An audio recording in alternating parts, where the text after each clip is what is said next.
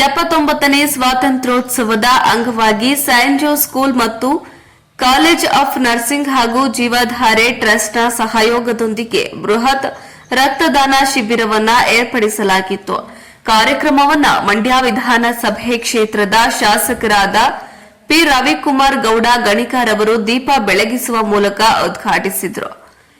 ಕಾರ್ಯಕ್ರಮದಲ್ಲಿ ಪಿ ರವಿಕುಮಾರ್, ನಗರಸಭೆ ಅಧ್ಯಕ್ಷರಾದ ಪ್ರಕಾಶ್, ಮಾಜಿ ನಗರಸಭೆ ಸ್ಥಾಯಿ ಸಮಿತಿ ಅಧ್ಯಕ್ಷರಾದ ಶಿವಪ್ರಕಾಶ್ ಬಾಬು, ಜೀವಧಾರೆ ಟ್ರಸ್ಟ್ನ ಅಧ್ಯಕ್ಷರಾದ ನಟರಾಜ್, ಡಾಕ್ಟರ್ ಶರತ್ ಚಂದ್ರ, ವೈದ್ಯಾಧಿಕಾರಿಗಳು, ಹಳೆಬೋದನೂರು, ಯುಸಿ ಶೇಖರ್ ಅಧ್ಯಕ್ಷರು, RAPCMC ಮಂಡ್ಯ, ಶ್ರೀಮತಿ ಮಾನಸ ಬೂದನೂರು, ಪಂಚಾಯಿತಿ ಅಧ್ಯಕ್ಷರು ಸೇರಿದಂತೆ ಹಲವರು ಉಪಸ್ಥಿತರಿದ್ದರು.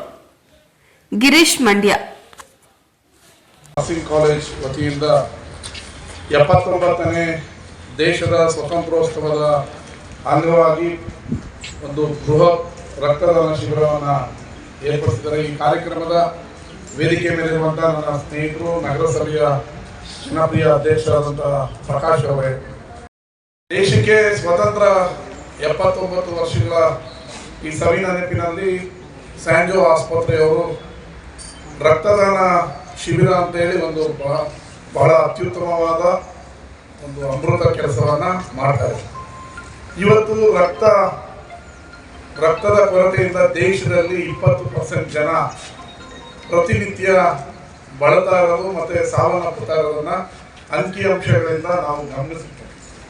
ಅದಕ್ಕೆ ನಮ್ಮ ಮಂಡ್ಯದ ಜೀವಧಾರ ಟ್ರಸ್ಟ್ ಎಲ್ಲ ಕಡೆ ರಕ್ತದಾನ ಶಿಬಿರಗಳನ್ನು ಮಾಡ್ತಾ ಯಾರಿಗೆ ಅವಶ್ಯಕತೆ ಇದೆ ಅವರಿಗೆ ರಕ್ತವನ್ನು ಕೂಡ ಪೂರೈಸ್ತಾ ಇದೆ. ಇದೊಂದು ಒಳ್ಳೆಯ ಕಾರ್ಯ. ಅದು ಸ್ಯಾಂಜೋ ಆಸ್ಪತ್ರೆಯವರು ಇನಿಷಿಯೇಟಿವ್ ಅನ್ನು ತೆಗೆದುಕೊಂಡು ಈ ಕಾರ್ಯಕ್ರಮವನ್ನು ವಿದ್ಯಾರ್ಥಿಗಳು ಮತ್ತು ಯಾರು ದಾನಿಗಳು ರಕ್ತವನ್ನು ಕೊಡ್ತಾರೆ, ಇದು ನೀವು ಕೊಡ್ತಾ ಇರೋ ಪ್ರತಿ ರಕ್ತ ಪ್ರತಿ ಜೀವವನ್ನು ಉಳಿಸೋದಕ್ಕೆ ನೀವು ಜೀವಿತಾವಧಿಯಲ್ಲಿ ಮಾಡ್ತಾ ಇರುವಂಥ ಮಹಾನ್ ಕಾರ್ಯ ಅಂತ ಹೇಳಿದ್ರೆ ತಪ್ಪಾಗಲ್ಲ. ನೀವು ಕೊಡುವ ರಕ್ತ ಯಾವುದೋ ಒಬ್ಬರ ಜೀವವನ್ನು ಉಳಿಸುತ್ತೆ. ನೀವು ಡೈರೆಕ್ಟ್ ಆಗೋ ಇಂಡೈರೆಕ್ಟ್ ಆಗೋ ಒಂದು ಒಳ್ಳೆಯ ಕೆಲಸವನ್ನು ಸಮಾಜಮುಖಿಯಾಗಿ ಮಾಡ್ತಾ ಇದ್ದೀರ. ಆಸ್ಪತ್ರೆ ಕೂಡ ಬಡವರಿಗೆ ಕಡಿಮೆ ದರದಲ್ಲಿ ಒಳ್ಳೆಯ ಚಿಕಿತ್ಸೆಯನ್ನು ಕೊಡ್ತಾ ಇದೆ.